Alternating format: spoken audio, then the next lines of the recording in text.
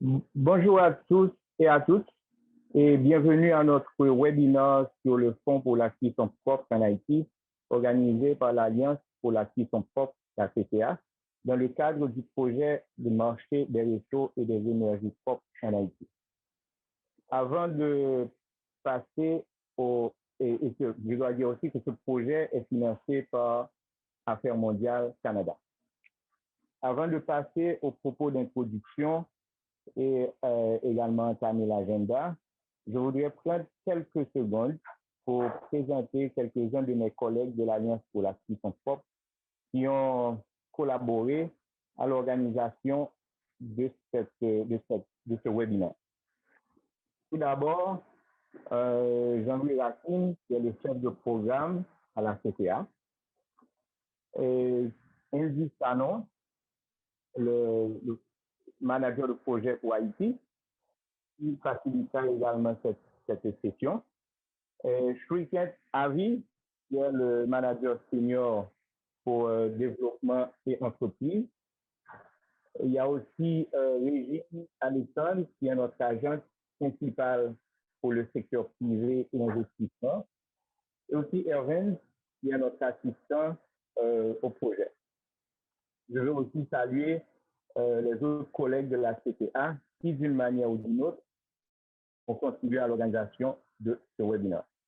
Et je salue aussi les représentants d'agence gouvernementale qui nous ont rejoints pour ce webinaire, spécialement ceux du ministère de l'Environnement, qui est notre ministère de tutelle pour la mise en œuvre de ce projet. Le but de ce webinaire est de partager le contenu de l'appel à expression d'intérêt que la CCA a publié récemment. Cet appel à manifestation d'intérêt s'adresse aux entreprises œuvrant dans l'écosystème de l'acquisition propre et les institutions de microfinance et aussi autres acteurs qui sont désireux d'apporter leur contribution à un plus large accès à l'acquisition propre. Nous savons tous les impacts négatifs des pratiques d'acquisition traditionnelles sur la santé, l'environnement et spécialement pour les femmes. Et ceci est un effort. Cet appel à manifestation de cette initiative est un effort pour nous permettre de contribuer à réduire ces impacts négatifs. Nous nous réjouissons donc de cette opportunité qui nous est donnée pour répondre à vos questions, adresser vos demandes d'éclaircissement sur le document d'appel à manifestation d'intérêt et également prendre vos commentaires et recommandations pour vous permettre de développer des propositions qui vont nous permettre ensemble de cheminer et d'appuyer les familles et les micro-entrepreneurs pour un plus grand accès à l'acquisition propre en Haïti. Nous vous encourageons donc à poser vos questions en utilisant le Q&A sur votre écran. Ceci va nous permettre d'avoir des échanges fructueux, je suppose. Avant de terminer, je voudrais vous informer que la CCA se propose de lancer avec ses partenaires un groupe de dialogue sur l'acquisition propre. Et c'est un mécanisme d'échange que nous envisageons, mécanisme d'échange et d'apprentissage avec des acteurs œuvrant dans le secteur de la chaîne de valeur, de façon à renforcer, améliorer, innover les actions dans la chaîne de valeur de l'acquisition propre. Nous vous enverrons sous peu un questionnaire sous forme de sondage pour évaluer votre niveau d'intérêt et votre volonté de participer à ce mécanisme. Sur ce, il ne me reste qu'à vous souhaiter un webinaire positif et nous espérons que nous recevrons beaucoup de questions et de recommandations pour nous permettre aujourd'hui d'avoir une session dynamique et intéressante. Sur ce, je passe la parole à Indy pour continuer avec l'agenda. Merci Gary. Juste quelques conseils pour le logistique de ce webinaire. Nous avons deux chaînes pour l'interprétation, donc une chaîne française et une chaîne anglaise. Donc, vous pouvez choisir la chaîne qui vous convient. Et également, si vous avez des questions, n'hésitez pas de les écrire dans le chat. Voilà.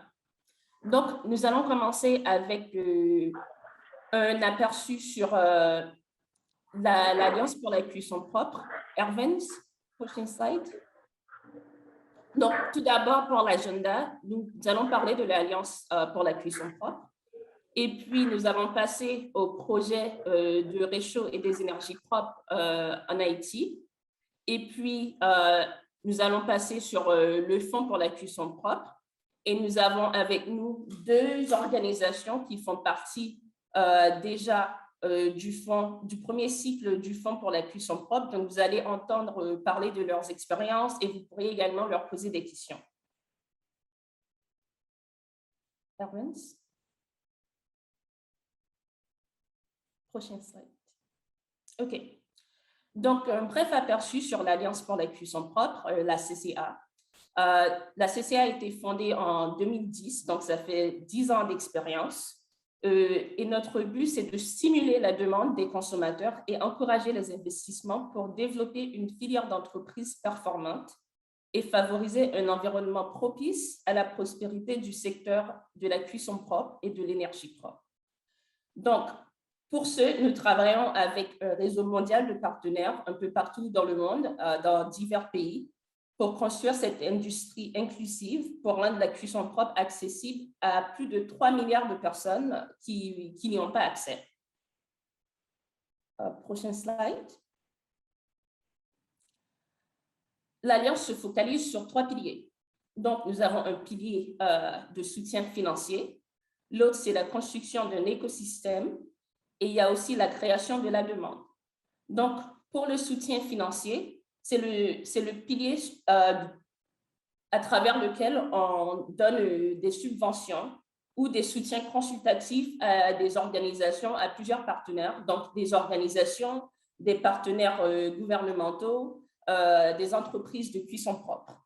Et nous travaillons à travers 3 domaines thématiques. Donc, une préparation à l'investissement, nous travaillons avec les entreprises pour les aider dans leur investissement et également de leur croissance, mais aussi dans leurs produits et les services qu'ils fournissent aux populations.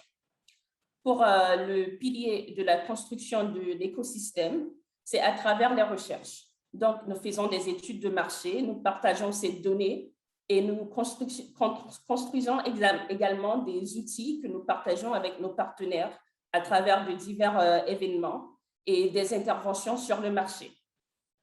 Pour le pilier de la création de la demande, nous travaillons spécifiquement avec les consommateurs de produits de cuisson propre à travers des campagnes de sensibilisation ou des partenariats organisationnels pour mettre en avant les avantages de la cuisson propre. Prochaine slide. Donc, pendant les 10 dernières années, nous avons eu plusieurs impacts. Donc, pour le secteur des finances, par exemple, 8,6 millions de subventions ont été dispersées à 76 entreprises. Également, pour le soutien des entreprises, nous avons travaillé avec plus de 30 entreprises qui ont reçu un soutien technique. Nous travaillons également sur l'égalité hommes-femmes. Donc, nous nous focalisons sur des femmes qui travaillent dans le secteur de la cuisson propre pour les former et les sensibiliser. Pour le secteur de la demande par catégorie, nous avons pu atteindre environ 40 millions de personnes et engager environ 8 pays à travers leur gouvernement, la population, les organisations de la société civile. Pour les entreprises qui sont soutenues par la CCA, ils ont obtenu environ 48 milliards de dollars de subventions. Et ils ont bénéficié également d'un effet de levier de 136 millions de dollars en dette et en capital. Et pour nos partenariats et nos alliances, nous avons pu mettre en œuvre plus de 50 ateliers avec plus de 2000 participants qui ont été sensibilisés. Donc, plus précisément, nous allons parler du projet du marché des réchauds des énergies propres en Haïti. Ce projet, c'est un projet qui a commencé en 2018 avec l'objectif de réduire les effets négatifs qu'ont les pratiques de cuisson traditionnelles sur le climat, l'environnement, la santé, l'économie. Et ce sont des effets qui sont ressentis plus particulièrement par les femmes et les filles, vu que ce sont elles qui, pour la plupart du temps, préparent à manger. Donc, pour réduire ces effets, nous travaillons pour développer un marché pour des réchauds et des combustibles plus propres et plus efficaces. Donc, le projet de marché des réchauds des énergies propres en Haïti se focalise sur 3 piliers. Il y a le pilier de l'offre.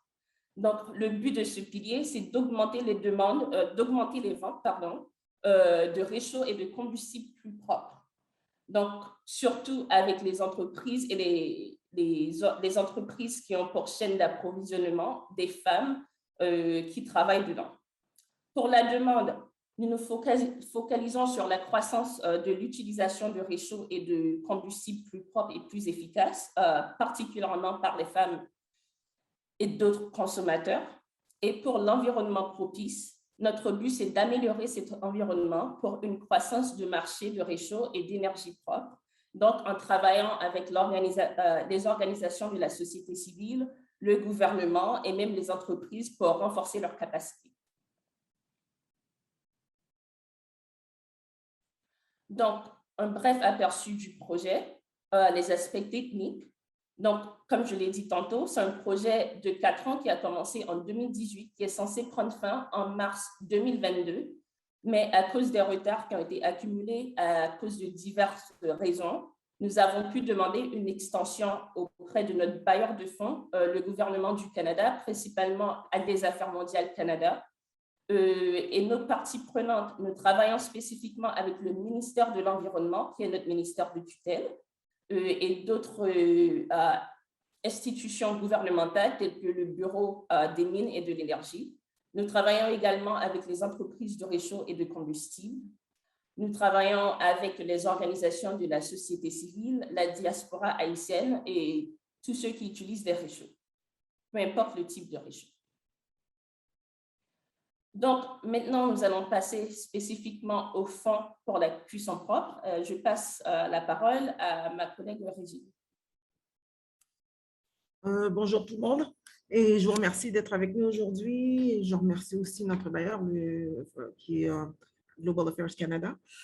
Je vais passer, avant de poursuivre pour diverses raisons, je vais passer la parole à Kalinda Magloire de Switch, qui est une des bénéficiaires du Fonds pour la cuisson propre en Haïti, qui va nous parler un petit peu de son expérience dans le secteur de la cuisson propre et ensuite je pourrai poursuivre avec la présentation. Merci.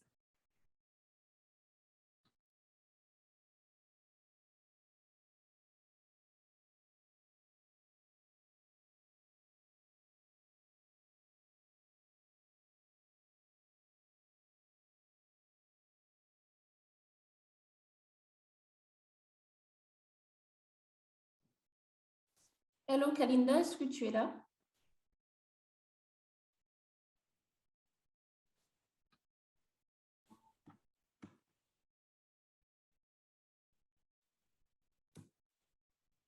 Non, on t'entend pas.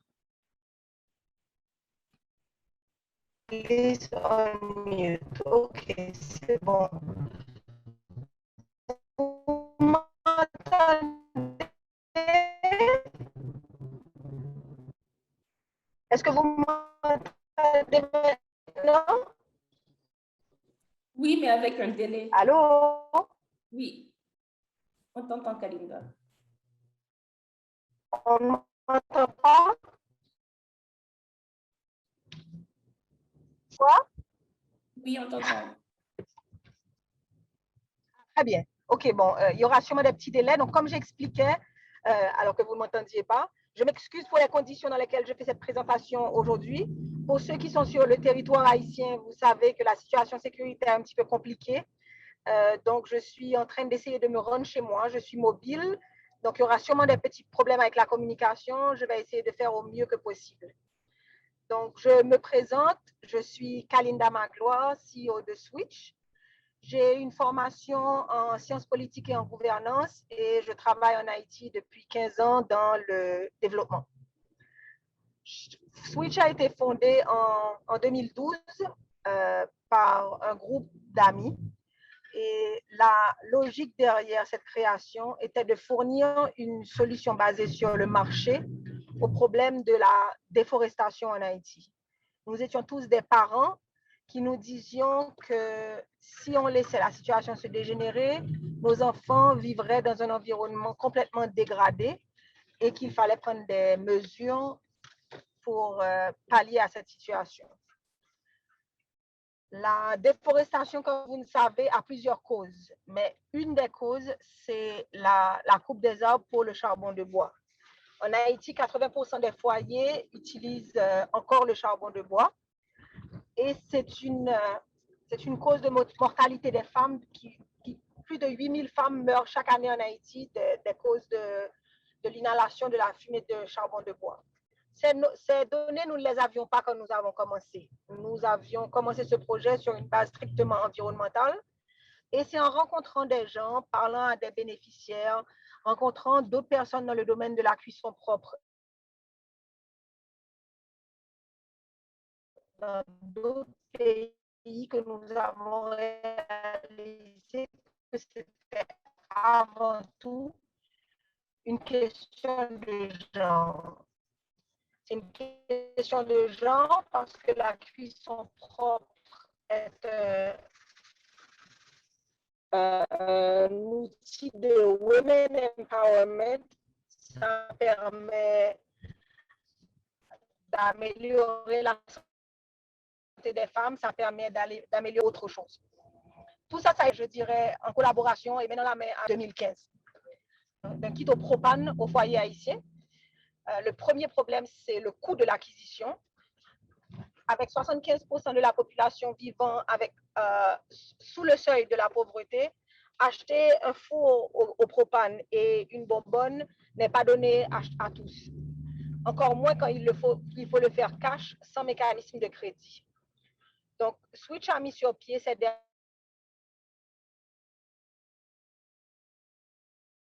dernières années différents mécanismes pour faciliter cette acquisition. Je rappelle à la diaspora haïtienne qui envoie de l'argent chaque année à hauteur de près de 3 milliards de dollars en Haïti sous la forme de transferts monétaires, mais aussi sous une forme de cadeaux à leur famille.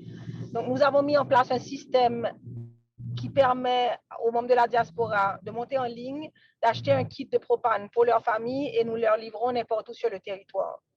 Cela permet à une population qui vit à l'extérieur d'Haïti, qui est sensibilisée à certaines notions et qui a les moyens de faciliter l'acquisition à leur famille vivant en Haïti. Nous avons aussi ce que nous appelons le corporate backlending, qui est une collaboration avec des chefs d'entreprise de manière à ce qu'ils puissent donner la garantie pour que nous fassions nous-mêmes le prêt ou à travers un mécanisme avec une institution de crédit à leurs employés et qu'ils puissent payer leur four sur 6 à 12 mois. Nous avons également un programme de crédit pour les food street vendors, les marchands de manger cuite, comme on dit en créole, donc les cuisiniers ambulants qui vendent de la nourriture sur le trottoir, souvent avec des fours au charbon. Ce sont des entrepreneurs pour la plupart, qui ont un volume intéressant et qui ont les moyens, si on leur donne le crédit, d'acquérir un four au propane qui leur facilite le travail et leur permet de cuire plus rapidement. Finalement, nous avons notre programme école qui se fait à l'aide de partenariats avec différents bailleurs de fonds pour permettre aux écoles qui ont des cantines et qui servent souvent 300 à 400 plats par jour de se convertir au propane. Ce programme école nous tient particulièrement à cœur, premièrement parce que les conditions dans lesquelles les cuisinières travaillent dans ces écoles sont innommables. Elles doivent être là à 3 heures du matin pour pouvoir allumer le charbon et faire le travail, mais aussi parce que les écoles constituent un outil de sensibilisation important. Tous les enfants qui sont dans ces écoles voient comment la cuisson peut se faire autrement. Donc, ce sont les différents mécanismes que nous utilisons. Un autre aspect dont j'aimerais parler avec vous aujourd'hui, c'est l'importance du clean cooking dans les situations de désastre. La première expérience que Switch a fait à ce niveau, était lors du cyclone Matthew en 2015, où de nombreuses écoles dans le département du Sud avaient été endommagées. Et grâce à une subvention de l'Organisation mondiale du propane, nous avons pu leur fournir des cuisines au propane pour les cantines. Nous avons pu fournir des écoles au propane à plus de 30 écoles qui avaient été endommagées par le cyclone.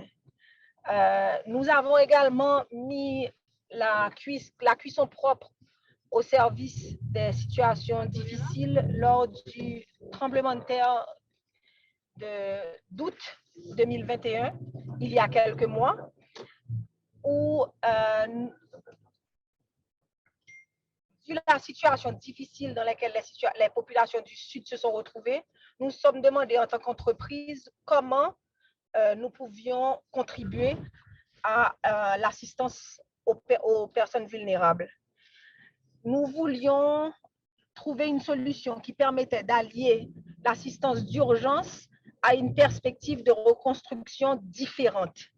Et c'est comme ça que nous avons conçu le modèle de nos kiosques qui permettent de donner 200 plats par jour à différents points dans le Sud et qui, au bout de 2 mois, quand la période d'urgence sera terminée, pourra devenir une petite entreprise pour une marchande manger cuit de la zone qui lui permettra de cuisiner différemment. Donc, l'idée derrière cette initiative était d'allier l'assistance d'urgence à la perspective d'une reconstruction différente.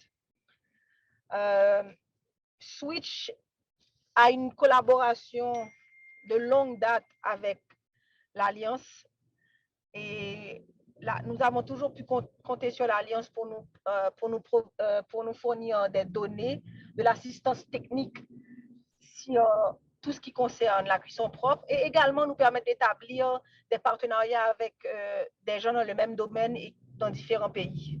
Depuis maintenant 4 mois, nous avons reçu une subvention du programme Haïti pour faire l'expansion de notre programme de corporate backlending et notre programme de street vendor credit.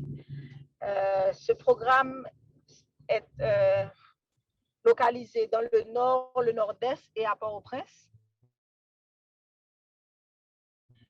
Et l'objectif est de permettre aux ouvriers du parc industriel de Caracol et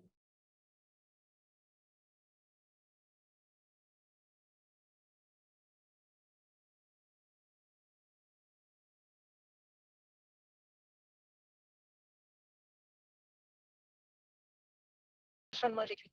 Donc, nous espérons que d'ici 1 mois et demi, 60 machines manger cuite seront converties au propane.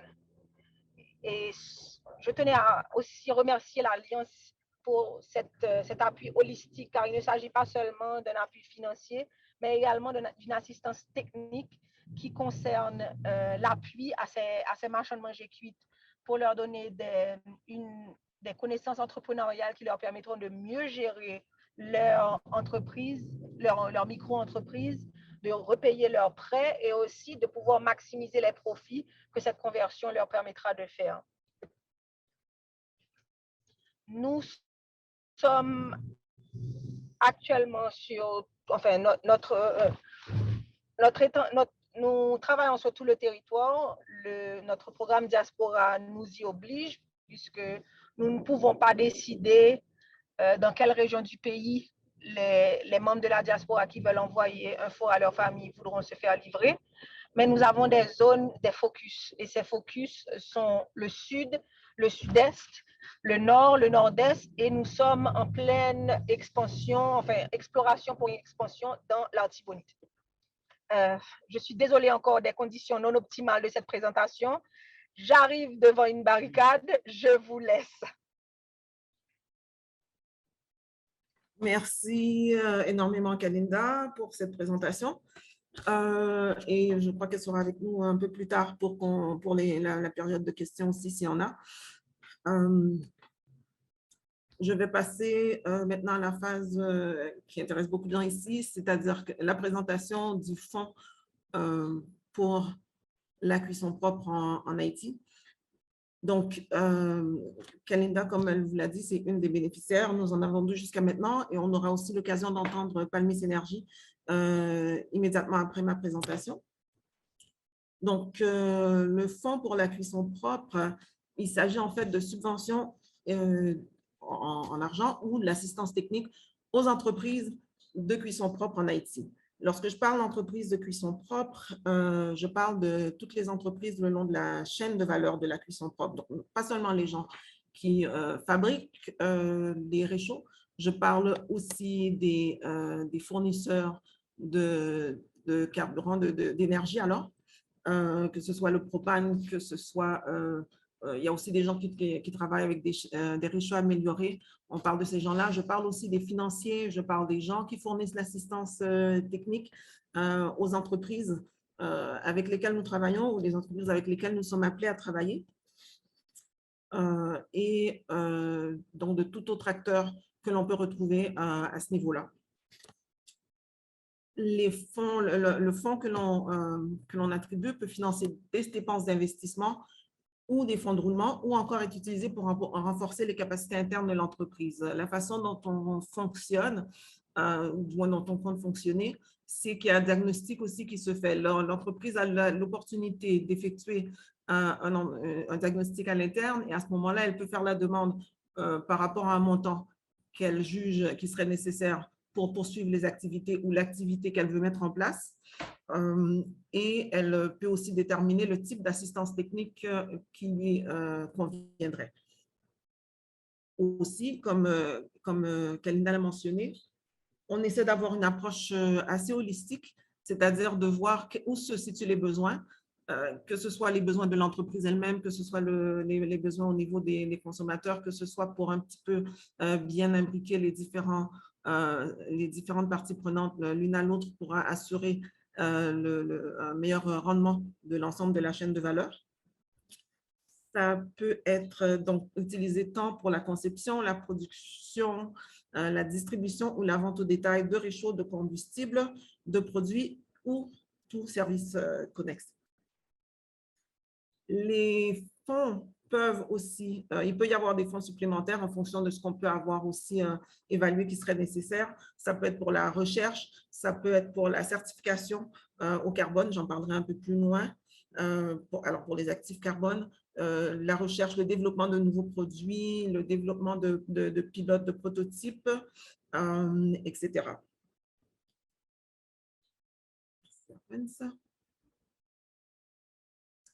Au niveau des critères d'éligibilité, donc, les fonds sont disponibles pour l'ensemble des acteurs que j'ai mentionnés de la chaîne de valeur. Donc, ça peut être les fabricants, les fournisseurs, les distributeurs détaillants, les financeurs du marché des réchauds, les financeurs aussi des consommateurs. Et ça aussi, j'en parlerai un peu plus loin, même si Kalinda l'a déjà mentionné, ou de combustibles en Haïti sur une base commerciale, ou les fournisseurs de biens et services qui renforcent donc l'ensemble de la chaîne de valeur de la cuisson propre. On parle par exemple de paiement numérique, on parle de toute activité relative à la chaîne de la cuisson propre. Pour bénéficier des fonds, il faut être une entreprise haïtienne ou structurée comme une entreprise ou une entité à but non lucratif enregistrée et opérant en Haïti. C'est-à-dire que ça ne peut pas être une agence gouvernementale. Les entreprises qui ne sont pas haïtiennes, qui sont enregistrées dans d'autres pays, mais qui ont des opérations en dehors d'Haïti et qui sont intéressées aussi à entrer sur le marché haïtien ou à s'associer à une entité haïtienne locale, peuvent aussi le faire si c'est dans le but de fabriquer, de fournir, distribuer, vendre au détail, financer ou encore participer d'une quelconque façon que ce soit à la chaîne de valeur ou à trouver des solutions viables, des solutions commerciales viables à la chaîne de valeur de la cuisson propre.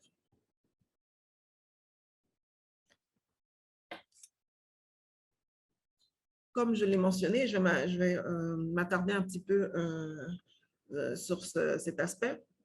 Je parlais tout à l'heure de financement qui peut être non seulement pour les acteurs de la cuisson propre, mais aussi pour les consommateurs.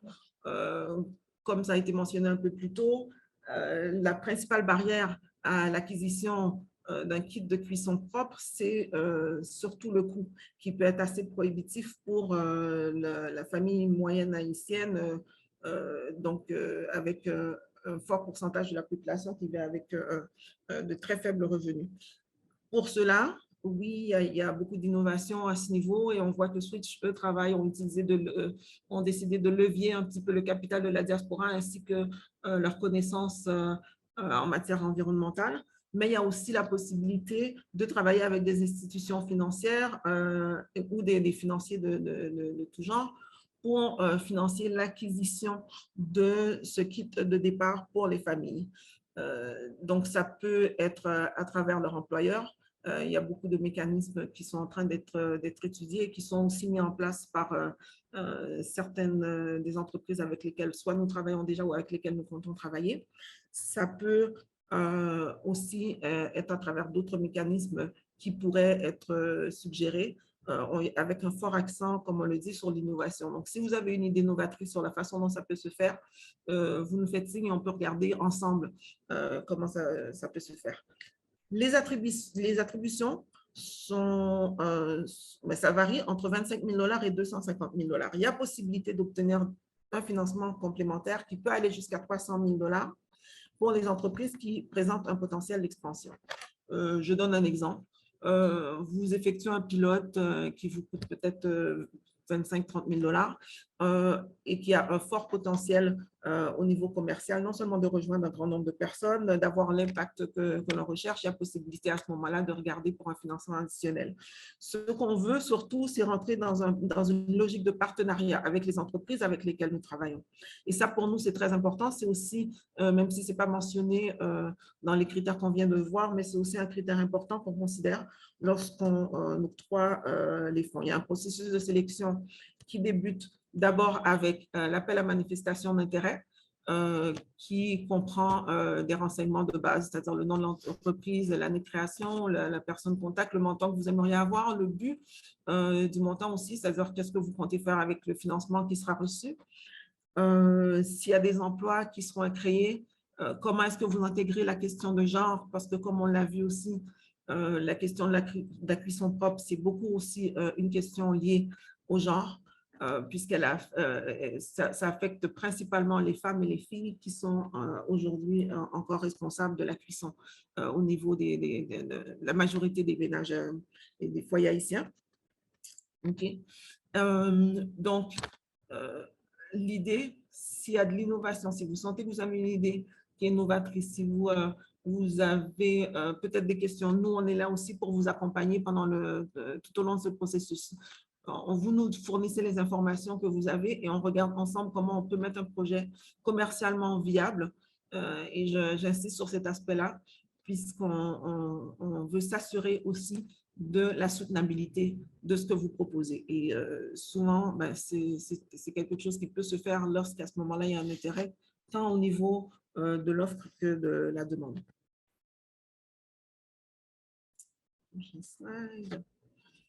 OK. Alors là, on retrouve encore l'aspect partenariat, donc la facilitation de partenariat et de collaboration bénéfique entre les acteurs du marché haïtien. Et lorsque je parle de collaboration, ce n'est pas seulement avec l'Alliance pour la cuisson propre, mais c'est aussi entre les acteurs eux-mêmes. Si vous arrivez à monter des mécanismes qui soient soutenables, qui puissent ajouter de la valeur à tout ce que nous essayons de proposer au niveau de la chaîne de valeur. Donc, ça aussi, on prend ça en considération. Donc, on encourage beaucoup les entreprises à se mettre en consortium. Il y a beaucoup d'entre vous qui l'ont fait par rapport au deuxième round. Je pourrais en parler aussi un peu plus tard, mais c'est quelque chose qu'on encourage. Il y a des gens qui le font, il y a des gens qui travaillent sur un pilote et l'autre versant, c'est que ça va être un partenaire qui travaille sur l'aspect un peu plus commercial. Il y a des gens qui se mettent en association aussi, une université avec une entreprise. Il y a des gens, ça peut être aussi le cas d'un partenaire financier qui le fait avec un manufacturier ou un autre type de partenaire. Donc, c'est des choses que nous regardons. Donc, c'est non seulement le potentiel de partenariat avec l'Alliance pour la cuisson propre, mais aussi le potentiel de partenariat entre les différents acteurs de la chaîne de valeur. Et l'idée, c'est de profiter et surtout de levier le réseau mondial de la CCA. CCA, c'est l'acronyme anglophone, la Clean Cooking Alliance, donc l'Alliance pour la cuisson propre, pour justement l'établissement de partenaires potentiels, de l'expertise et de toute autre valeur aux entreprises haïtiennes et aux participants du marché.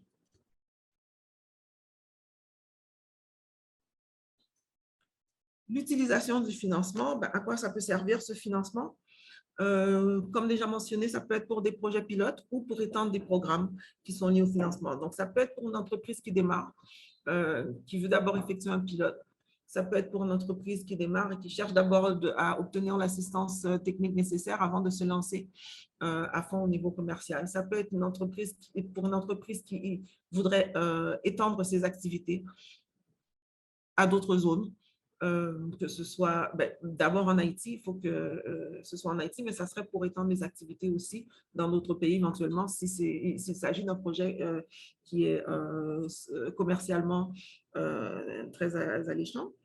Ça peut être aussi pour la diversification. On a par exemple reçu une soumission d'une organisation qui travaille présentement dans tout ce qui est électricité et qui veut maintenant fournir des solutions, des produits qui utilisent l'électricité pour les populations qu'elle dessert. Donc, à ce moment-là, il s'agit de réchaud électrique et c'est aussi une solution qu'on regarde. Ça peut être pour développer de nouveaux produits, pour faire des tests. On travaille beaucoup là-dessus aussi pour vérifier l'efficience de certains produits que nos partenaires voudraient offrir. Ça peut être pour la mise en œuvre ou le perfectionnement de systèmes d'information, de gestion pour améliorer les processus commerciaux. Ça peut être pour les dépenses d'investissement, alors vraiment, si vous pensez à un truc, ça peut être ça. Ça peut être aussi pour l'établissement de standards internationaux, nationaux ou internationaux. Comme Gary l'a mentionné au début aussi, et je crois que c'est Andy, notre ministère de tutelle, c'est le ministère de l'Environnement. Et on regarde aussi avec le ministère pour l'établissement de standards nationaux pour les produits qui sont offerts. Ça peut être pour les réchauds, ça peut être pour des briquettes, ça peut être pour tout ce à quoi vous pourriez penser. Si vous avez une idée, à ce moment-là, on peut regarder ensemble. Et pour la certification de crédit carbone, comme mentionné ici, l'exemple de la Gold Standard for Global Goals, c'est pour ceux qui s'y connaissent. Donc oui, on peut assister aussi les entreprises qui voudraient obtenir ces certifications. C'est pour les autres, bon, s'il y a des questions spécifiques à ça, je pourrais m'attarder un peu plus. Donc, ça permet d'obtenir des crédits carbone par rapport à l'utilisation qui peut être faite par d'autres types d'entreprises dans d'autres pays, etc. Donc, pour certifier que les produits qui sont offerts par l'entreprise contribuent à diminuer l'impact de tout ce qui est CO2 sur l'environnement.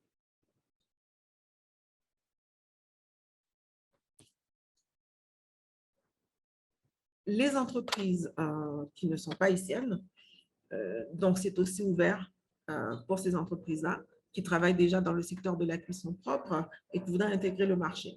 Donc, elles peuvent le faire en s'associant à une entité haïtienne, bien sûr locale, pour fabriquer, distribuer ou vendre, comme je l'ai mentionné, sur une base commerciale. OK? Donc, il y a possibilité aussi pour ces entreprises d'obtenir du financement ou encore d'étendre leurs activités ici si les solutions, si on juge que ce sont des solutions qui sont viables, qui sont commercialement, mais aussi qui contribuent à renforcer la chaîne de valeur de la cuisson propre en Haïti. Il y a un financement qui peut aller jusqu'à 50 000 $ qui sera mis à la disposition pour réaliser les études de faisabilité ou pour des projets pilotes. Il y a aussi la possibilité d'explorer les possibilités de partenariat avec des acteurs ici ou pour tout simplement évaluer les possibilités au niveau commercial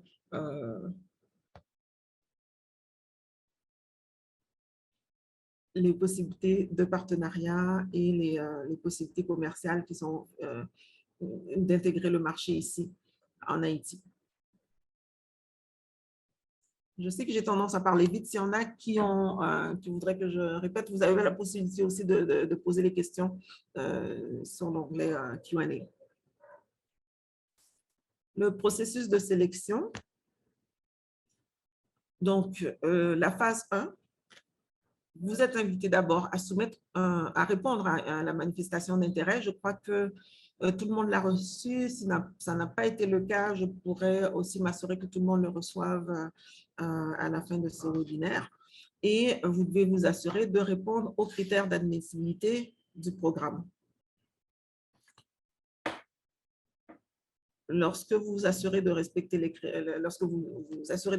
critères d'admissibilité, à ce moment-là, on vous demande de décrire brièvement votre idée, votre initiative, votre modèle d'affaires. S'il s'agit de diversification ou d'étendre vos activités à une autre zone, donc d'expliquer un petit peu ce vers quoi vous voulez vous lancer. Je pourrais aussi vous fournir un modèle pour compléter, à compléter pour que vous puissiez vous assurer d'avoir tous les renseignements qu'il nous faut. S'il manque certains renseignements, à ce moment-là, je vous contacte et on peut discuter ensemble de la façon dont vous voyez les choses, de ce que vous voudriez atteindre comme objectif et comment ça peut bien s'imbriquer dans ce que nous aussi, nous essayons d'atteindre comme objectif. Comme je le disais, il s'agit vraiment d'un partenariat que nous cherchons à établir. Il y a aussi la possibilité de d'abord offrir de l'assistance technique pour parfaire un petit peu ce que vous voulez faire, peut-être vous mettre à niveau s'il y a des manquements, mais que l'idée elle est bonne. Il y a beaucoup d'innovation, vous venez vraiment combler un trou au niveau de la chaîne de valeur, donc on peut regarder aussi à ce niveau-là.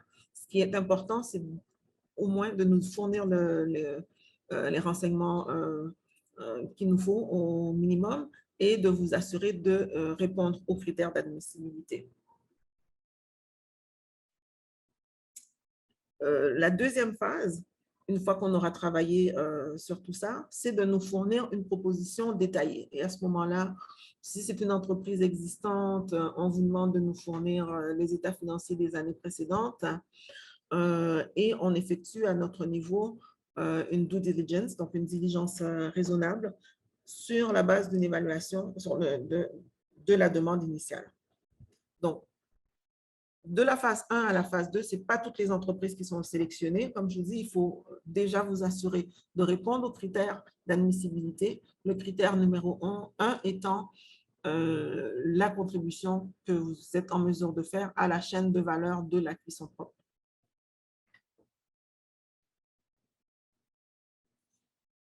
Une fois que nous aurons la proposition détaillée, elle est révisée par notre comité de pilotage, qui comprend des gens autant en Haïti qu'à notre bureau de Washington, D.C.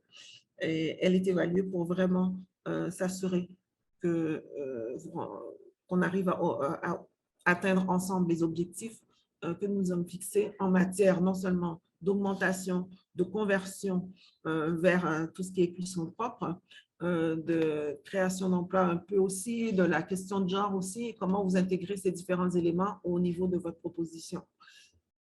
Donc, voilà. Les manifestations d'intérêt, nous les recevons sur une base continue jusqu'au 31 décembre de cette année. Il y aura possiblement un prochain round, mais pour le moment, voilà, pour le round qui nous concerne, on reçoit les manifestations d'intérêt jusqu'au 31 décembre de cette année. Ça ne veut pas dire qu'il n'y a pas possibilité par la suite qu'on continue à travailler. Si la proposition n'est pas à point, on pourra toujours le faire. Mais l'important, c'est au moins de vous lancer et qu'on puisse regarder ensemble comment on peut parfaire votre proposition.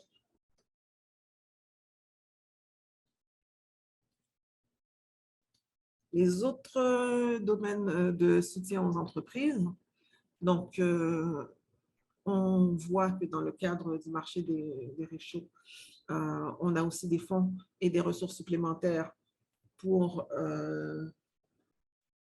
des utilisations en dehors de l'utilisation prévue par le présent programme. ça dépend de l'aspect que vous amenez, ça dépend de l'innovation qui peut être amenée, ça dépend de beaucoup de facteurs, mais l'important, c'est d'en discuter. Okay, et de vous assurer que vous rencontrez au minimum les critères d'admissibilité. L'intégration du genre pour les modèles d'entreprise, on peut aussi travailler avec vous. On espère avoir bientôt quelqu'un qui nous rejoindra au niveau de tout ce qui est, de tout ce qui est genre. Donc, on peut fournir l'assistance pour tout ce qui est plan d'action en faveur de l'égalité de genre.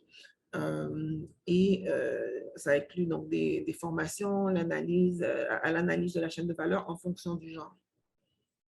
Et finalement, il y a aussi, on va s'associer à une plateforme de commerce électronique et de marketing destinée à la diaspora haïtienne. De ce point de vue, la Switch a été assez innovateur et c'est quelque chose qu'on va essayer d'étendre à l'ensemble des entreprises avec lesquelles on va travailler pour permettre donc à la diaspora d'acheter des produits qui seront par la suite remis à leurs amis et familles en Haïti.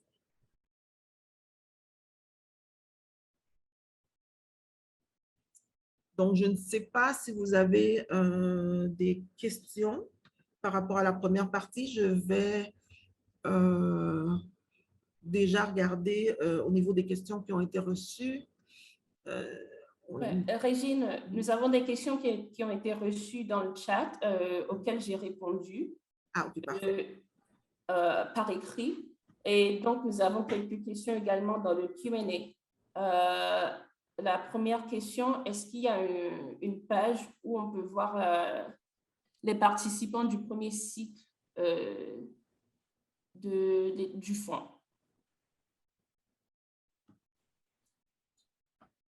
Comme on l'a dit, on aura on a l'intention d'avoir une plateforme et de réunir toute une série d'informations par rapport à ça. Il y a la page générale de la CCA, où on peut retrouver un ensemble de renseignements, mais éventuellement, on va s'assurer que pour tout ce qui concerne Haïti, pour les récipiendaires qu'on aura au niveau du programme, pour tout ce qui se fait comme activité au niveau de la cuisson propre, que ces informations puissent être disponible. Non, la plateforme je réponds à une question en direct, là, non, la plateforme n'existe pas encore. On a l'intention de la créer sous peu. Okay. Je vois une autre question. On nous demande de partager des exemples concrets de ce que le projet a accompli en Haïti jusqu'à maintenant. Alors, comme mentionné, il y a eu pas mal de retard au niveau de l'implémentation du programme qui sont liés à tout le contexte sociopolitique, mais on a 2 récipiendaires jusqu'à maintenant. On a 2 récipiendaires jusqu'à maintenant et il s'agit de Switch et de Palm Synergie. On entendra Jean Farou Guerrier dans quelques minutes. Et à travers ces récipiendaires, on a pu quand même avancer pas mal au niveau des objectifs. Switch a commencé ici ses activités à travers les écoles, les machins manger cuites et d'autres types, et avec les entreprises aussi, le financement à travers les entreprises directement pour les employés. Et plus récemment, depuis le mois d'août, suite au tremblement de terre qui a sévi dans le sud, on a pu donner une assistance additionnelle à Switch pour qu'elle puisse poursuivre des activités par rapport à l'urgence qu'il y a eu dans le sud. L'entreprise voulait aussi pouvoir contribuer d'une autre façon, donc elle a pris aussi sur elle non seulement les réchauds, d'étendre ses programmes aux marchands de là-bas, mais aussi de faire de la distribution de nourriture durant les premières semaines suite au tremblement de terre. Donc, on espère vraiment pouvoir levier toutes les contributions des différentes entreprises avec lesquelles on va travailler, avec lesquelles on va rentrer en partenariat pour nous permettre d'atteindre les objectifs du programme. Et si je peux ajouter, Régine, encore plus globalement pour le projet en Haïti, nous avons fait plusieurs formations avec le gouvernement haïtien. Nous avons également fait une étude de base dans les 6 grandes villes du pays, Port-au-Prince, Cap-Haïtien, Gonaïves, Saint-Marc, Jacmel et Les Cayes. Nous avons récemment fait une autre étude sur la préférence des consommateurs. J'ai tantôt partagé le lien dans le chat. Donc, il y a aussi d'autres exemples concrets de ce que le projet a pu entamer jusqu'à présent. Merci, merci Andy. Par rapport au budget disponible, il y a une question par rapport au budget disponible. J'ai malheureusement pas ces informations avec moi, mais c'est un projet qui est financé par le gouvernement, donc éventuellement, ces informations pourront être disponibles en temps et lieu. J'ai une autre question. Ah oui, et comme autre réalisation aussi, il y a eu, dans le Nord, il y a 50 marchandes qui ont été enrôlées. OK? Et l'idée, c'est d'enrôler 4000 ouvriers additionnels donc dans le Nord. Et ces réchauds-là, pour les marchandes, seront livrés à la mi-novembre. Donc, il y a quand même pas mal d'impact à ce niveau-là, puisque chaque marchande qui produit alors à longueur de journée sur du charbon, ça fait une assez grande consommation. Donc, lorsqu'on est en mesure de convertir ces gens vers la cuisson propre, ça a déjà tout un impact, spécialement lorsqu'on parle d'une communauté en particulier. Est-ce que le partenariat peut rejoindre les transactions au cours du financement ou avant même de financer l'entreprise? Je ne suis pas sûre de bien comprendre la question, mais je pense que si vous faites référence ici à l'investissement de l'organisation par rapport à l'investissement qu'on peut proposer, bien sûr que c'est possible et c'est même encouragé. Donc, on regarde toujours la contribution que l'entreprise peut faire en matière de matériel, d'investissement direct, de ressources, etc. Donc oui, vous nous contactez et on peut toujours voir comment on peut collaborer, surtout si vous êtes déjà dans votre élan et qu'il y a moyen de levier tout ça pour augmenter l'impact qui peut être produit par ces investissements. Je ne sais pas s'il y a d'autres questions. Bon, vous pouvez toujours les poser. Je vais simplement laisser la parole maintenant à Jean Faro-Guerrier, qui est le PDG de Palmis Énergie, qui va partager avec vous son expérience aussi dans le secteur de la cuisson propre. Jean Faro.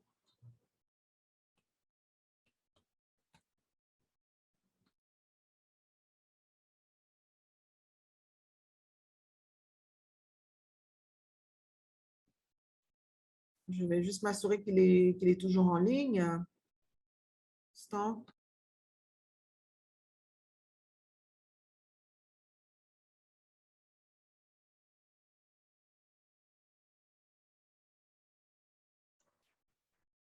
Allô? Oui, on t'entend. D'accord, merci.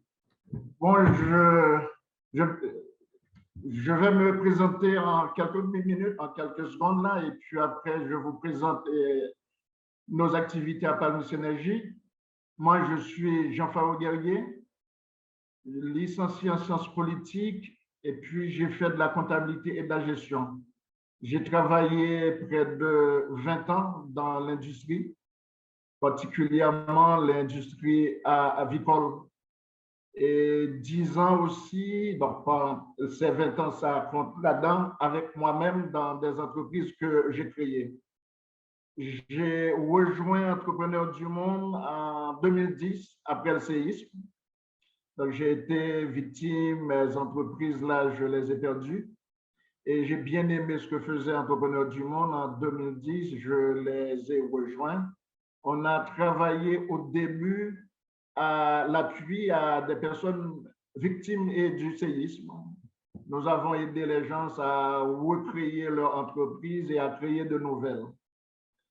Et en 2011-2012, on a pensé à un autre programme et là, on s'est focalisé sur l'énergie. Donc, en 2012, on a créé ce programme-là qui s'appelle Palmis Énergie. Et Entrepreneurs du Monde est une ONG française et qui se veut être un incubateur d'entreprises. Partout dans le monde, et principalement dans 9 pays, nous créons des programmes qui sont appelés à s'autonomiser professionnellement et légalement et aussi financièrement. Donc, c'est ainsi que présent en Haïti depuis 2003, on a commencé avec une institution de microfinance au début qui s'appelait ID Microfinance, qui maintenant s'appelle Palmis Microfinance SA. Donc, c'est notre premier programme qui s'est constitué en entreprise SA. Et le deuxième programme, c'est Palmis Énergie. En 2014, Palmis Énergie s'est transformé en entreprise SA. Et nous restons toujours une entreprise, je dirais, sociale, mais en Haïti, nous n'avons pas ce statut.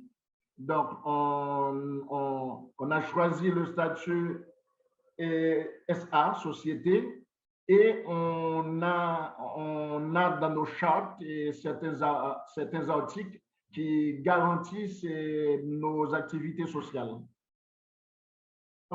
Et quel est l'objectif de Palmis Énergie? Donc, nous travaillons depuis 2012 à l'amélioration de la qualité et des conditions de vie et des personnes vivant en zone périurbaine et en zone rurale. Nous mettons à leur disposition des solutions de cuisson et d'éclairage propre. Ces solutions, nous les mettons à travers un réseau de revendeurs microfinancés. Nous appuyons les microfranchisés en les formant et nous réalisons toutes les années des enquêtes de satisfaction et de monitoring. Et donc, en tant que société, nous avons des partenaires, des actionnaires, même s'ils ne sont pas intéressés par les dividendes. Nous avons Entrepreneurs du Monde qui possède 67% des actions, Younous 18% et GCA 15%. Qu'est-ce qu'on a réalisé à travers toutes ces actions-là en termes de résultats? Nous pouvons dire à fin décembre 2020, nous avons distribué des réchauds améliorés 23 731 unités. Réchaud GPL, 31 626 unités. Lampes solaires, 28 176 unités. Et kit solaire, 843 unités. De toutes ces activités, ce qui nous intéresse, c'est l'impact. Nous calculons l'impact, qu'est-ce qui est réalisé en termes d'économie dans l'émission de CO2, en termes d'économie de biomasse, nos activités, quelle économie réalisent les ménages et combien d'heures d'éclairage nous avons, disons, distribué jusqu'à 31 décembre. Pour l'émission CO2, ça nous fait 288 050 VER. Économie en biomasse, 226 000. Économie des ménages, c'est 6,5 millions d'euros. Et en heure d'éclairage, c'est 114 446. Et les VER que nous économisons, donc nous les transformons en crédit carbone, que bien entendu, nous transformons en du cash aussi. Et à date, nous sommes en train de travailler pour avoir une finance carbone large scale. Et on peut dire que c'est grâce à ce programme, nous allons pouvoir étendre, augmenter nos VER et augmenter aussi nos activités finance carbone dans 3 départements. On est actuellement dans l'ouest et on compte aller dans le centre et dans le sud. Et grâce à ce partenariat avec Clean Cooking Alliance, nous comptons approvisionner 30 000 familles en table de gaz et cuisson et cuisinières. Nous comptons réaliser une campagne marketing pour faire la promotion des matériels de cuisson GPL. Nous comptons former et accompagner dans leur gestion de journalière plus de 50 revendeurs qui seront dans ces 3 départements suscités. Nous allons mettre à leur disposition un service après-vente Et pour ce service après-vente, nous allons former et mettre du matériel à la disposition de 4 techniciens. Ces techniciens travailleront avec nous, non pas comme des salariés directs, mais ce seront des représentants dans ces 10 départements. Et avec nous travaillons actuellement au développement de crédit énergie en partenariat avec Palmis Microfinance Sociale. Bon, ce crédit énergie, on l'avait déjà développé parce qu'à Palmis Énergie, nous mettons à la disposition des gens avec qui nous travaillons un crédit fournisseur et nous travaillons avec des machines de manger cuite, que ce soit à Port-au-Prince. Nous avons formé et financé une centaine de machines de manger cuite. C'était en 2018-2019. Dans le Nord, nous travaillons aussi à la conversion de 75 machines de manger cuite. Et nous sommes en train de mettre un programme similaire encore dans le département de l'Ouest. Et ce programme aussi, nous avons déjà calculé l'impact que ça va nous permettre de réaliser. Et grâce à ces 30 000 familles que nous allons approvisionner en réchaud et cuisinières, nous pensons que nous allons contribuer à une économie en termes de CO2 de 211 360. Économie biomasse, ça va être 186 300. Et sur ces 2 ans, je crois que ça va être à peu près sur 30 mois. Et les ménages en question pourront économiser 2 millions d'euros. Et donc, ces calculs, c'est quand on passe du charbon au propane. Et nous avions calculé que ça fait à peu près 30% d'économie. Et voilà, c'est tout. Si vous avez des questions, je suis à votre disposition. Merci, Jean Faro. Je ne sais pas s'il y a des questions additionnelles qui ont été reçues.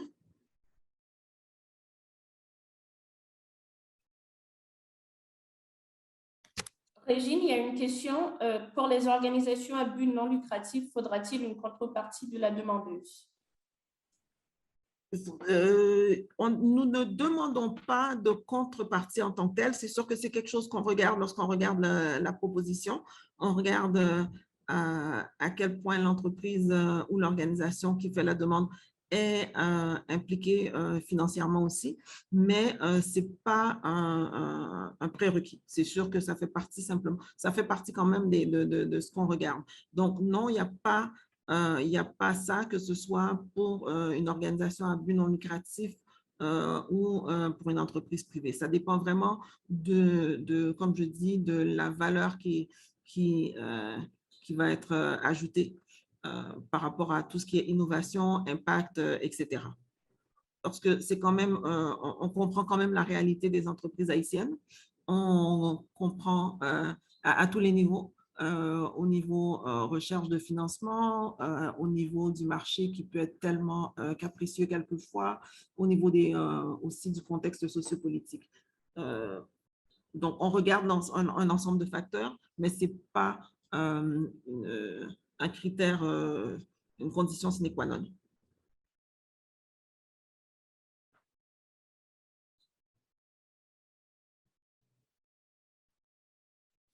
Alors, pas de réponse sur un partenaire international.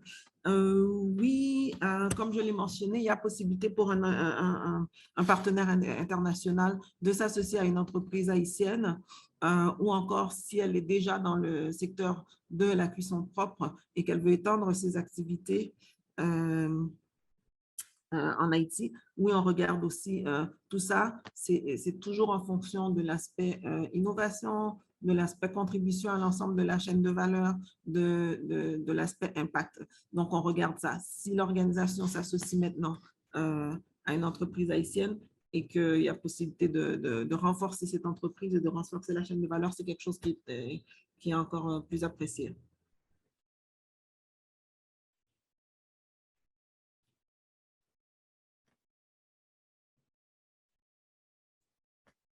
Je ne sais pas s'il y a d'autres questions.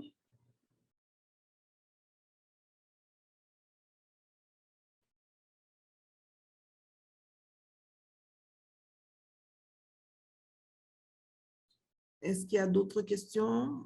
Est-ce qu'il y a quelqu'un qui voudrait ajouter quelque chose peut-être? Combien d'entreprises vous avez déjà financées? Alors, jusqu'à maintenant, comme je le disais, nous sommes à 2 entreprises. Le programme avait pris un peu de retard.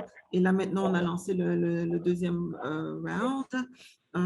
Depuis, on a reçu pas mal de soumissions qu'on est en train d'étudier. Je travaille personnellement avec chacune de ces entreprises et là, je suis contente qu'on ait l'occasion d'organiser ce webinaire pour répondre à beaucoup de questions et que les gens pouvaient avoir. Donc, on continue. Je vais continuer le processus avec les entreprises qui ont déjà soumis. Si vous avez des propositions, des soumissions, n'hésitez pas à le faire. Comme je vous dis, si vous n'avez pas l'appel à manifestation d'intérêt, je vais le faire parvenir à tout le monde. J'ai la liste d'envoi, je pourrai faire parvenir à tout le monde après le webinaire. Et une fois que j'aurai reçu au moins l'ensemble de vos réponses, si vous répondez aux critères, on pourra regarder ensemble comment on pourra établir ce partenariat. Regarder comment on peut combler vos besoins en matière de financement et d'assistance technique.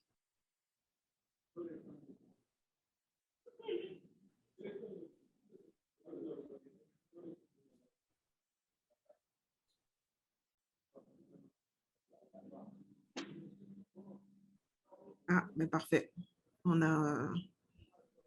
avez eu l'appel. Oui, alors, au niveau du programme, on reçoit les demandes de façon continue. Là, on sait qu'on est là au moins jusqu'en 2022, probablement davantage.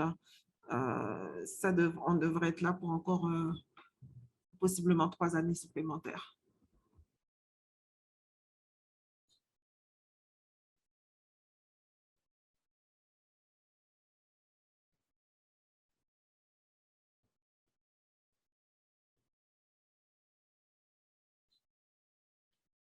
Je regarde voir s'il y a d'autres questions ici.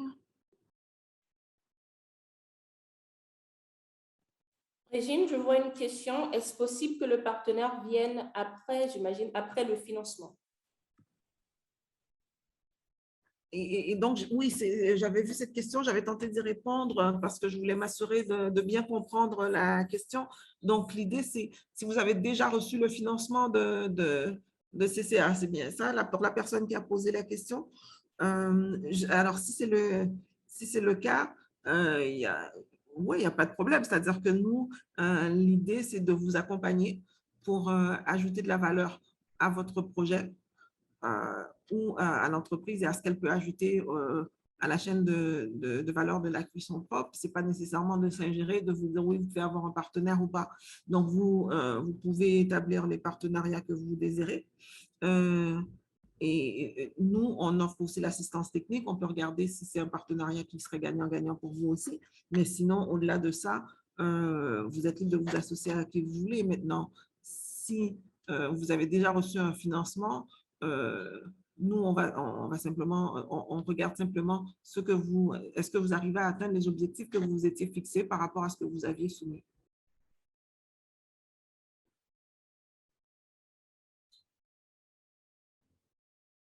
Mais il y a toujours possibilité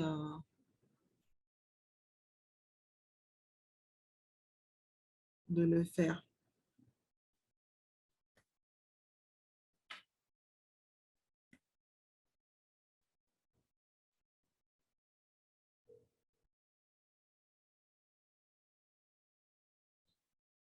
Bon, alors là, il y a une question.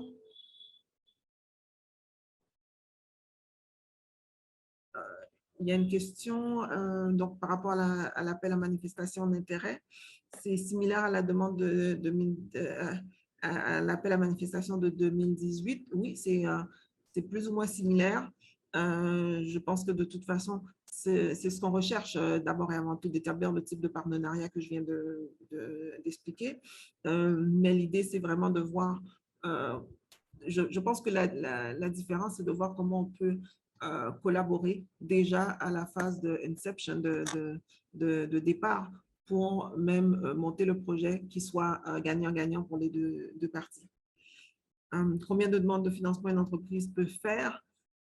Autant que vous voulez. Hein. Si vous avez une demande qui n'est pas acceptée, mais que vous avez un autre projet que vous croyez qui est plus intéressant et qui risquerait d'être accepté, à ce moment-là, juste à nous faire la demande. Aussi, comme on le disait, ça va de 25 000 à 250 000 $. Si vous nous faites une demande d'abord de 50 000 parce que vous avez un pilote et par la suite, vous seriez intéressé à accéder au marché avec votre projet qui maintenant est commercialement viable, vous pouvez toujours faire une demande.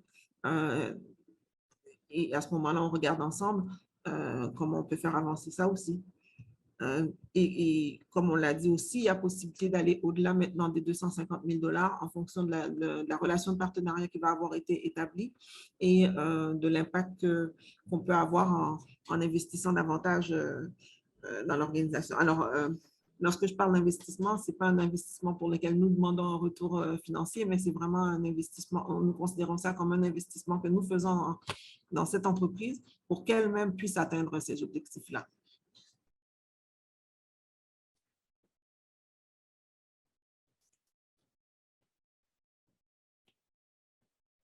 Régine, il y a encore la question pour l'exigence de contrepartie des demandeurs. Et s'il y a cette exigence, à quel pourcentage peut-il être en nature? Alors, comme je disais plus tôt, il n'y a pas, c'est un élément qu'on regarde lorsqu'on regarde votre demande, c'est-à-dire jusqu'à quel point est-ce que vous êtes investi vous-même dans la croissance de votre entreprise. Mais ce n'est pas une condition sine qua non. C'est-à-dire qu'on regarde, il n'y a pas un pourcentage établi par rapport à ça. Donc, il y a des gens qui ont soumis avec 0 de contrepartie. Et aussi, comme je le disais plus tôt, la contrepartie n'est pas nécessairement en argent. Ça peut être ce que vous mettez en équipement, en ressources humaines ou matérielles, etc.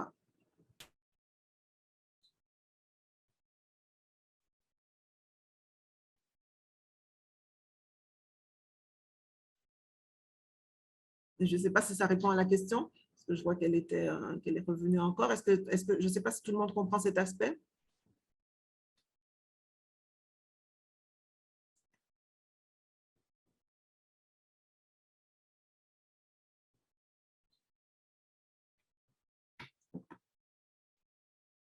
Il y a des questions en plus.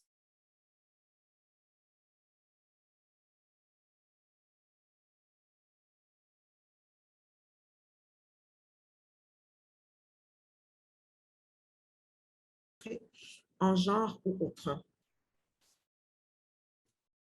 On est, oui, bien sûr, comme tout projet, on a des objectifs qu'on aimerait atteindre. Ils ne sont pas, et malheureusement, j'aurais bien sollicité notre responsable de suivi et évaluation pour répondre à cette question. Je ne crois pas qu'il soit là en ce moment, mais nous avons des objectifs globaux. Nous avons des objectifs surtout, comme je dis, par rapport à l'impact que nous serons en mesure d'avoir sur l'ensemble de la chaîne de valeur.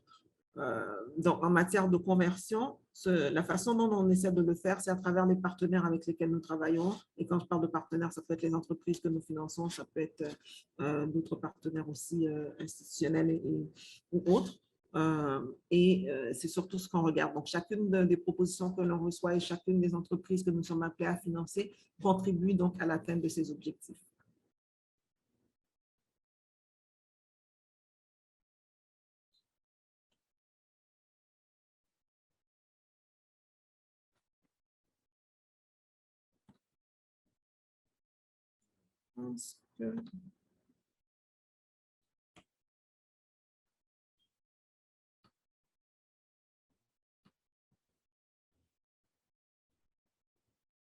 OK, ben, s'il n'y a pas d'autres questions.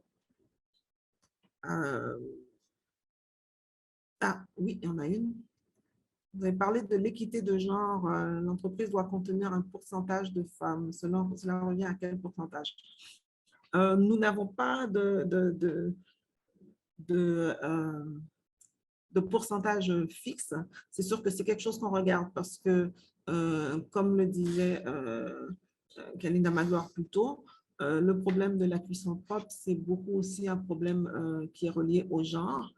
Et donc, oui, on essaie d'accompagner au mieux les entreprises avec lesquelles nous travaillons pour qu'elles intègrent, pour qu'elle ait cette composante d'égalité de genre, mais il n'y a pas de pourcentage fixe d'établi par le programme. C'est sûr qu'on, de par le travail qu'on fait, Palmis Énergie en a parlé aussi, il travaille présentement avec 75 marchands de manger cuite dans le Nord. Donc, comme vous le savez, la plupart des gens qui ont ces activités, ce genre d'activités génératrices de revenus sont des femmes en grande majorité. Et donc, c'est une façon aussi d'avoir un impact, encore une fois, sur la vie des femmes et des filles. Donc, c'est un élément qu'on regarde. Si ce n'est pas présent, on regarde comment mieux accompagner l'entreprise pour qu'elle puisse atteindre certains objectifs qu'on peut fixer ensemble lorsque l'on octroie le financement ou lorsqu'on travaille avec elle pour l'assistance technique. On assiste aussi avec des formations que l'on fait et on fait un suivi quand même de façon régulière pour voir si on arrive à avoir un impact à ce niveau-là.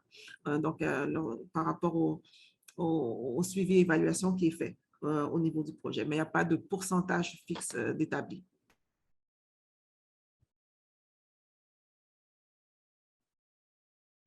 Il y a aussi la question de Roselyne Moncher. Y a-t-il de la chance pour une organisation qui n'évolue pas dans la chaîne de valeur de la cuisson propre, mais qui présente un projet viable? Tout à fait. On accepte tout un type d'entreprise, que ce soit une entreprise en démarrage, que, comme vous l'avez vu, le secteur de la cuisson propre en tant que tel est très, très jeune.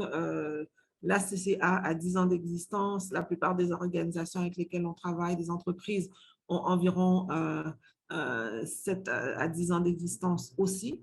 Donc, beaucoup ont simplement commencé par rapport à un besoin qu'elles ont identifié au niveau des communautés, au niveau de la population. Donc, oui, on peut travailler avec des entreprises en démarrage et on travaille aussi avec des entreprises qui sont en phase d'expansion, tout comme des entreprises qui seraient en phase de diversification. Je l'ai mentionné un peu plus tôt, on a reçu une proposition, c'est une entreprise qui n'est pas exactement dans ce secteur, mais qui veut intégrer le secteur et elle a identifié des possibilités donc, de diversifier les produits et services qu'elle offre. Donc, on est en train de regarder comment on peut collaborer. Donc, il y a possibilité de le faire, que vous soyez une entreprise en démarrage ou autre. Bien sûr, on regarde aussi d'autres facteurs.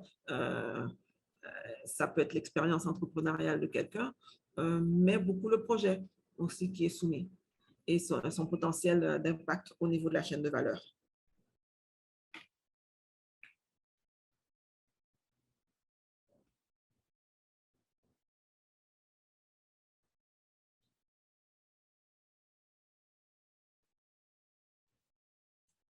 Est-ce qu'on a d'autres questions?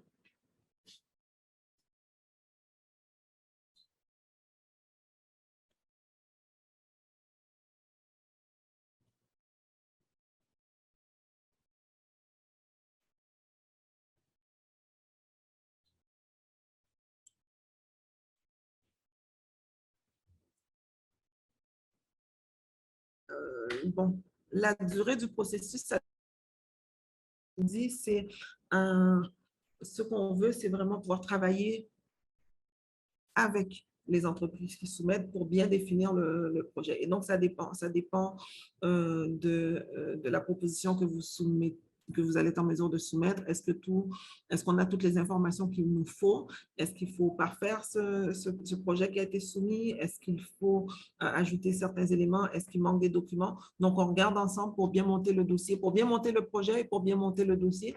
Et donc, ça dépend beaucoup aussi de la personne qui soumet.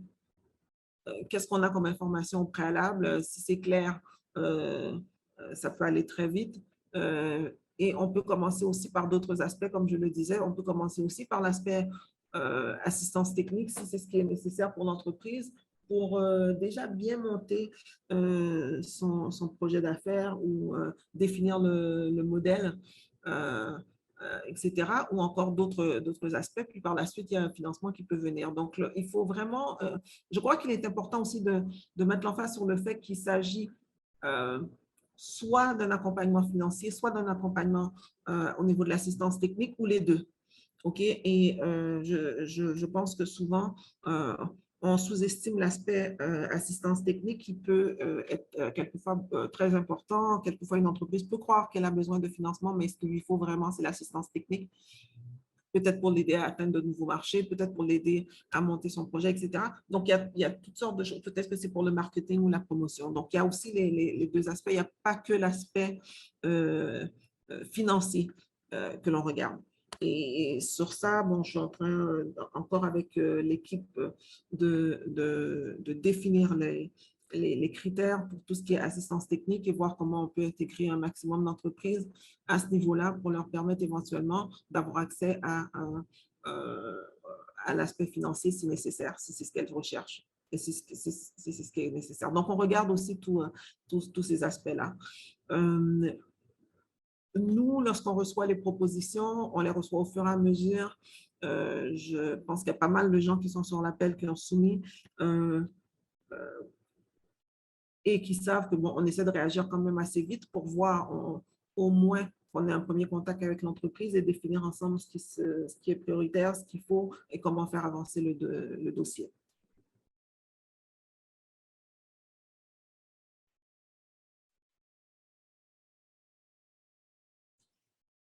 Bon, par rapport aux conditions de sécurité, il y a une question qui nous est posée pour voir si les suivis sont faits en présentiel ou en distanciel. C'est vraiment des choses qu'on doit regarder. Il y a, en ce moment, c'est sûr que les conditions ne nous permettent pas d'aller sur le terrain, mais éventuellement, c'est quelque chose qu'on va faire. On regarde. Pour le moment, on analyse les dossiers simplement sur la base de ce que nous recevons par écrit et des documents qui nous ont soumis.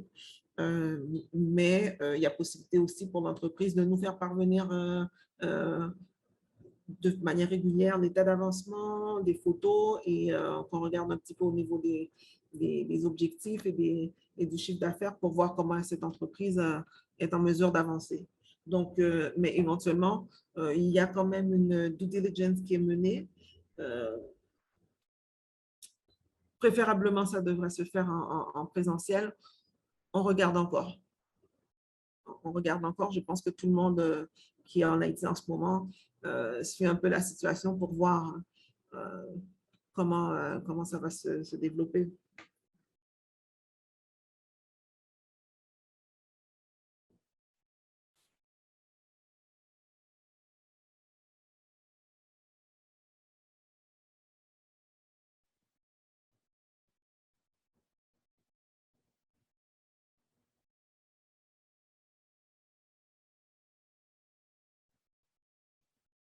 Bon.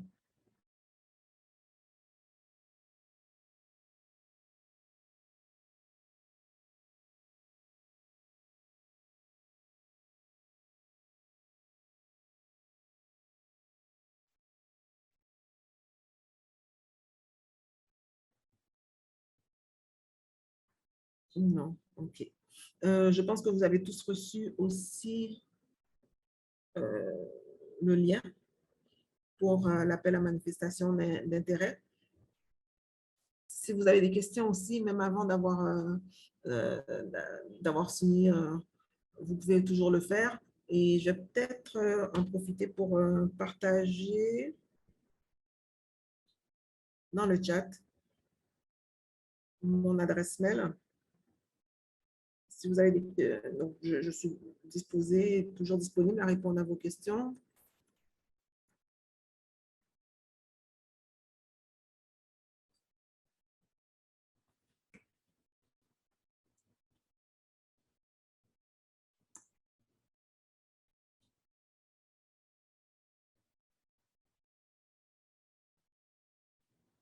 Et comme j'ai envoyé le lien aujourd'hui, je pense que la majorité d'entre vous l'avez probablement aussi.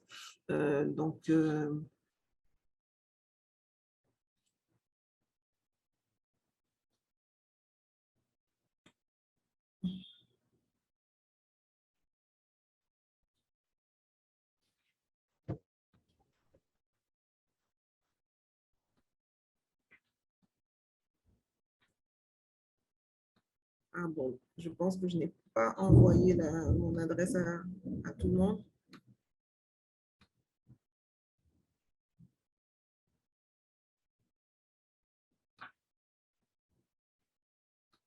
Oui, en attendant que Régine partage son adresse mail, pour la dernière question qui a été posée, la présentation sera partagée.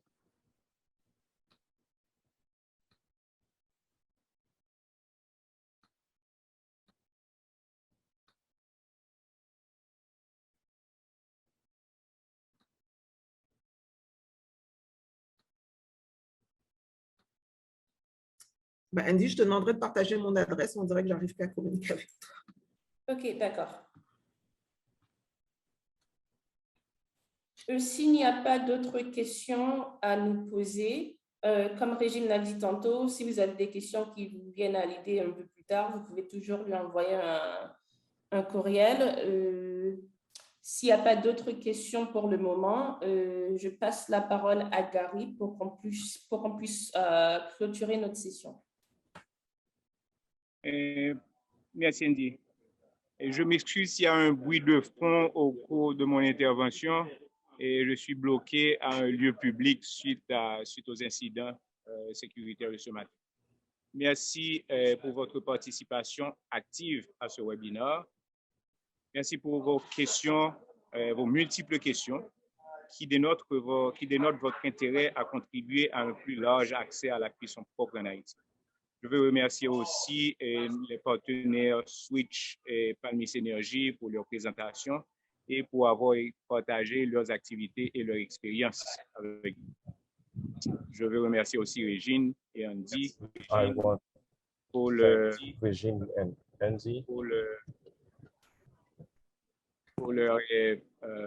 présentation et facilitation du webinaire.